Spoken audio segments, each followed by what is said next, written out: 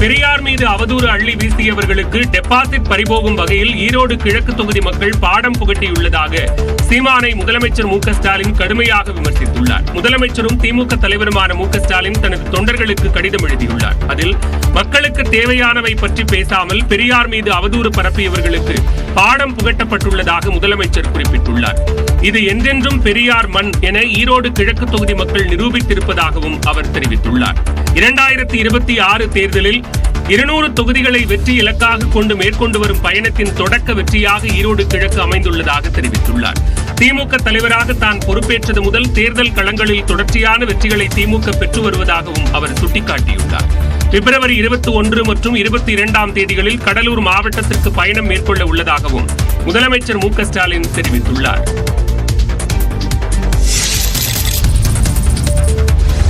மணிப்பூரில் இனக்கலவரத்தை தூண்டிவிட்டது தொடர்பான ஆடியோ வெளியான நிலையில் முதலமைச்சர் பீரேன் சிங் திடீரென ராஜினாமா செய்துள்ளார்.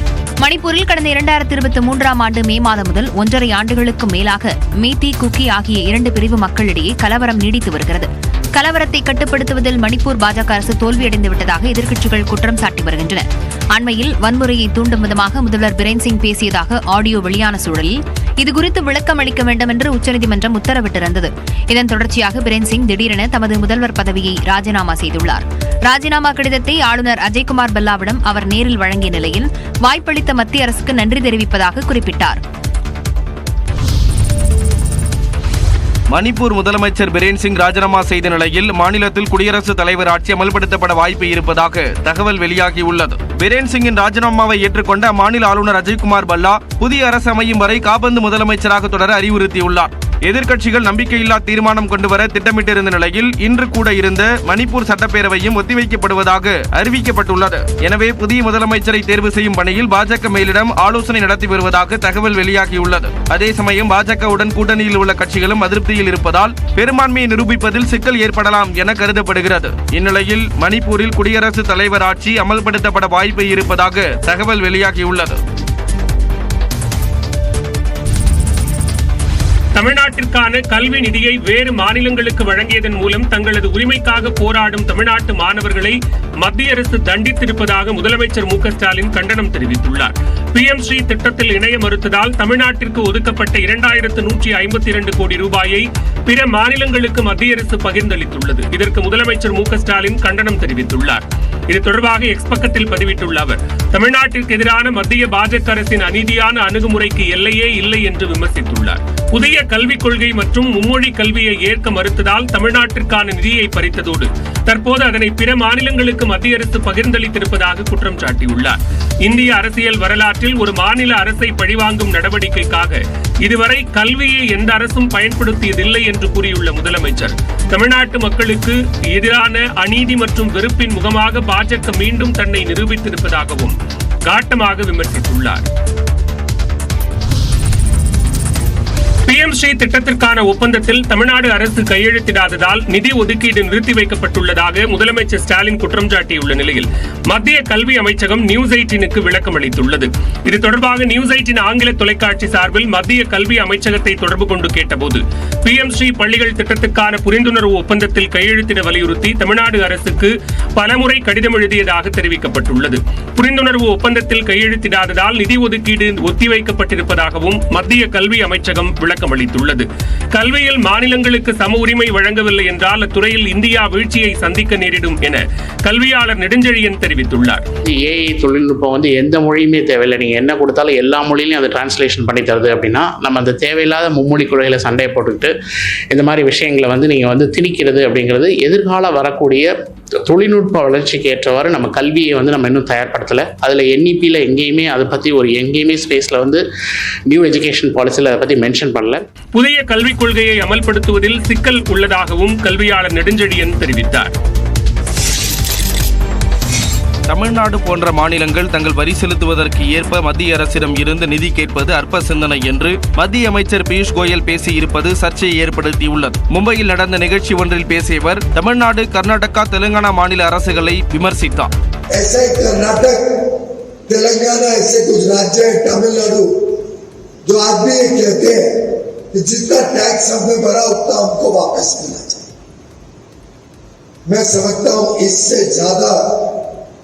छोटी सोच, इससे ज्यादा दुर्भाग्यपूर्ण कोई और बात नहीं। இது குறித்து எதிர்வினையாற்றியுள்ள தமிழக காங்கிரஸ் தலைவர் செல்வ பெருந்தகை, தமிழ்நாட்டு மாணவர்களின் கல்வி வளர்ச்சிக்காக ஒதுக்கப்பட்ட நிதியை மற்ற மாநிலங்களுக்கு திருப்பி விட்டிருப்பது அற்ப சிந்தனை இல்லையா என்று காட்டமாக கேள்வி எழுப்பியுள்ளார். அதேபோல பதிவிட்டுள்ள மதுரை மார்க்சிஸ்ட் எம்பி சு வெங்கடேசன், நிதி பகிர்வில் தங்களுக்குரிய நிதியை மாநிலங்கள் கேட்பது அடிப்படை உரிமை என்றும், தமிழ்நாட்டு கல்வித்துறைக்கு ஒதுக்கப்பட்ட நிதியை பிற மாநிலங்களுக்கு ஒதுக்கியதுதான் அற்ப செயல் என்றும் சாடியுள்ளார். பெரியார் குறித்து அவதூறு பரப்பியவர்களுக்கு ஈரோடு மக்கள் பாடம் புகட்டி இருப்பதாக சீமானை முதலமைச்சர் மு.க.ஸ்டாலின் மறைமுகமாக சாடியுள்ளார். பெரியார் மீது அவதூறு அள்ளி வீசியவர்களுக்கு டெபாசிட் பறிபோகும் வகையில் ஈரோடு கிழக்கு தொகுதி மக்கள் பாடம் புகட்டியுள்ளதாக சீமானை முதலமைச்சர் மு.க.ஸ்டாலின் கடுமையாக விமர்சித்துள்ளார். முதலமைச்சரும் திமுக தலைவருமான மு.க.ஸ்டாலின் தனது தொண்டர்களுக்கு கடிதம் எழுதியுள்ளார். அதில் மக்களுக்கு தேவையானவை பற்றி பேசாமல் பெரியார் மீது அவதூறு பரப்பியவர்களுக்கு பாடம் புகட்டப்பட்டுள்ளதாக முதலமைச்சர் குறிப்பிட்டுள்ளார். இது என்றென்றும் பெரியார் மண் என ஈரோடு கிழக்கு தொகுதி மக்கள் நிரூபித்திருப்பதாகவும் அவர் தெரிவித்துள்ளார். 2026 தேர்தலில் 200 தொகுதிகளை வெற்றி இலக்காக கொண்டு மேற்கொண்டு வரும் பயணத்தின் தொடக்க வெற்றியாக ஈரோடு கிழக்கு அமைந்துள்ளதாக தெரிவித்துள்ளார். திமுக தலைவராக தான் பொறுப்பேற்றது முதல் தேர்தல் களங்களில் தொடர்ச்சியான வெற்றிகளை திமுக பெற்று வருவதாகவும் அவர் சுட்டிக்காட்டியுள்ளார்.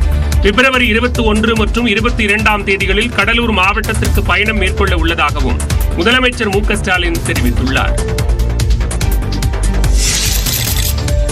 அத்திக்கடவு அவிநாசி திட்டம் நிறைவேற்றப்பட்டதற்கு நன்றி தெரிவிக்கும் விதமாக அதிமுக பொதுச் செயலாளர் எடப்பாடி பழனிசாமிக்கு கோவையில் விவசாய சங்கங்கள் சார்பில் பாராட்டு விழா நடத்தப்பட்டது. அன்னூர் கஞ்சப்பள்ளி பிரிவில் நடைபெற்ற பாராட்டு விழாவின் மேடைக்கு இபிஎஸ் மாட்டு வண்டியில் அழைத்து வரப்பட்டார்.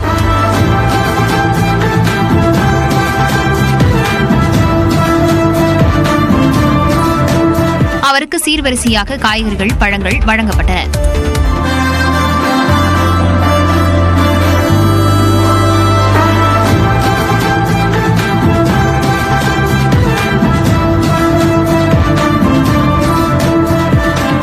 நிகழ்ச்சியின் இறுதியில் விவசாய சங்கங்கள் சார்பில் எடப்பாடி பழனிசாமிக்கு பல்வேறு நினைவு பரிசுகள் வழங்கப்பட்டன.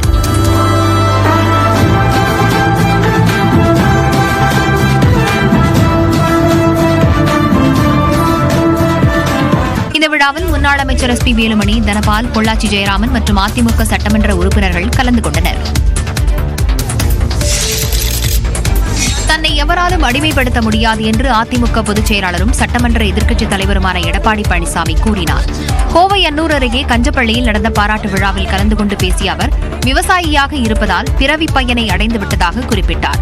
அரசியல் காழ்ப்புணர்ச்சி காரணமாக அத்திக்கடவு அவிநாசி திட்டத்தை 4 ஆண்டுகளாக திமுக அரசு கிடப்பில் போட்டதாகவும் இபிஎஸ் விமர்சித்தார். இப்பொழுது ஆளுகின்ற அரசுக்கு அதை பற்றியெல்லாம் கவலை இல்லை. அவர்களும் கொண்டு வர மாட்டாங்க. ஏற்கனவே இருந்த அரசு கொண்டு வந்த திட்டத்தையும் முழுமையா செயல்படுத்த மாட்டாங்க. அப்படிப்பட்ட ஒரு திறமையற்ற அரசாங்கம் தான் இன்றைக்கு ஆட்சி செய்து கொண்டிருக்கின்றன. மீண்டும் உங்களுடைய நல்லாதரோடு அதிமுக ஆட்சி தமிழகத்திலே மலர்கின்ற பொழுது அத்திக்கடவு அவிநாசி 2வது திட்டம் உடனடியாக தொடங்கப்படும், எந்தவித தடையும் இல்லாமல். பணத்தாலும் பொருளாலும் தன்னை அடிமைப்படுத்த முடியாது எனவும் எடப்பாடி பழனிசாமி தெரிவித்தார். என்னை எவராலும் அடிமைப்படுத்த முடியாது, பணத்தாலோ புகழாலோ அடிமைப்படுத்த முடியாது. மாநில அரசு நிதியிலேயே அத்திக்கடவு அவிநாசி திட்டத்தை அமல்படுத்த உத்தரவிட்டதாகவும் இபிஎஸ் குறிப்பிட்டார். அத்திக்கடவு அவிநாசி திட்டத்தை 4 ஆண்டுகளாக திமுக அரசு கிடப்பில் போட்டதாக அதிமுக பொதுச் செயலாளர் எடப்பாடி பழனிசாமி விமர்சித்த நிலையில் அதற்கு மின்சாரத்துறை அமைச்சர் செந்தில் பாலாஜி பதிலளித்துள்ளார். இது தொடர்பாக தனது எக்ஸ் பக்கத்தில் பதிவிட்டுள்ள அமைச்சர் செந்தில் பாலாஜி, பவானி ஆற்றின் உபரி நீரை திருப்பிவிட வேண்டும் என கோவை மாவட்ட விவசாயிகள் கடந்த 1957ஆம் ஆண்டு அப்போதைய முதலமைச்சர் காமராஜரிடம் மனு அளித்ததாகவும், அதனைத் தொடர்ந்து 1972ஆம் ஆண்டு முதலமைச்சராக இருந்த கருணாநிதி இந்த திட்டத்திற்கு அத்திக்கடவு அவிநாசி திட்டம் என பெயரிட்டதாகவும் கூறியுள்ளார். இதையடுத்து 2009ஆம் ஆண்டு திமுக ஆட்சியின் போது இதுகுறித்து தொழில்நுட்ப நிபுணர் குழு அமைக்கப்பட்டு திட்ட வரையறை செய்யப்பட்டதாகவும், 2019ஆம் ஆண்டு முன்னாள் முதலமைச்சர் எடப்பாடி பழனிசாமி ஆட்சியில் அடிக்கல் நாட்டப்பட்டதாகவும் கூறியுள்ளார். இருப்பினும் போதிய நிதி ஒதுக்காததாலும் நிலம் கையகப்படுத்தாததாலும் திட்டம் கிடப்பில் போடப்பட்டதாக குற்றம் சாட்டியுள்ள அமைச்சர் செந்தில் பாலாஜி, 2021ஆம் ஆண்டு திமுக ஆட்சி அமைந்த பிறகே திட்டத்திற்கான முழு நிதியும் ஒதுக்கப்பட்டு திட்டம் முழுமையாக நிறைவேற்றப்பட்டதாக தெரிவித்துள்ளார். தமிழ்நாட்டில் தமிழ்நாட்டில் 38 IAS அதிகாரிகளை பணியிட மாற்றம் செய்து அரசு உத்தரவிட்டுள்ளது. தமிழ்நாட்டில் கோவை, தேனி மாவட்ட ஆட்சியர்கள் மற்றும் முக்கிய துறைகளின் செயலாளர்கள் உட்பட 38 IAS அதிகாரிகள் பணியிட மாற்றம் செய்யப்பட்டுள்ளனர். இது தொடர்பாக தலைமைச் செயலாளர் முருகானந்தம் வெளியிட்டிருக்கும் உத்தரவில் உயர்கல்வித்துறை செயலாளராக சமயமூர்த்தியும், பள்ளிக்கல்வித்துறை செயலாளராக சந்திரமோகனும் நியமிக்கப்பட்டுள்ளனர். பொதுப்பணித்துறை செயலாளராக இருந்த மங்கத்ராம் சர்மா நீர்வளத்துறைக்கு மாற்றப்பட்டுள்ளார். பொதுப்பணித்துறை செயலாளராக ஜெயகாந்தன் நியமிக்கப்பட்டுள்ளார். மருத்துவ மற்றும் மக்கள் நல்வாழ்வுத்துறை செயலாளராக இருந்த சுப்ரியா சாஹூ மீண்டும் வனம் மற்றும் சுற்றுச்சூழல் துறை செயலாளராக நியமிக்கப்பட்டுள்ளார். மருத்துவத்துறையின் புதிய செயலாளராக செந்தில்குமார் பணியிட மாற்றம் செய்யப்பட்டுள்ளார். கூட்டுறவு மற்றும் உணவு பாதுகாப்புத்துறை செயலாளராக இருந்த ஜே ராதாகிருஷ்ணன் மின்சார வாரிய தலைவராக பணியிட மாற்றம் செய்யப்பட்டுள்ளார். கூட்டுறவுத்துறை செயலாளராக சத்யபிரதா சாஹூ நியமிக்கப்பட்டுள்ளார். கோவை மாவட்ட ஆட்சியராக பவன்குமாரும், தேனி மாவட்ட ஆட்சியராக ரஞ்சித் சிங்கும் நியமனம் செய்யப்பட்டுள்ளனர். பள்ளிக்கல்வித்துறை செயலாளராக இருந்த மதுமதி மாற்றுத்திறனாளிகள் நலத்துறைக்கு பணியிட மாற்றம் செய்யப்பட்டுள்ளார். தமிழ்நாடு நகர்ப்புற வாழ்விட மேம்பாட்டு வாரிய இயக்குநராக இருந்த பிரபாகர் சென்னை பெருநகர வளர்ச்சிக் குழும உறுப்பினர் செயலராக பணியிட மாற்றம் செய்யப்பட்டுள்ளார். பேரூராட்சிகளின் இயக்க இயக்குநராக இருந்த கிரண் குராலா தமிழ்நாடு குடிநீர் வடிகால் வாரிய மேலாண்மை இயக்குநராக பணியிட மாற்றம் செய்யப்பட்டுள்ளார். சுற்றுலா, பண்பாடு மற்றும் அறநிலையத்துறை செயலாளராக மணிவாசனும் நியமிக்கப்பட்டுள்ளார்.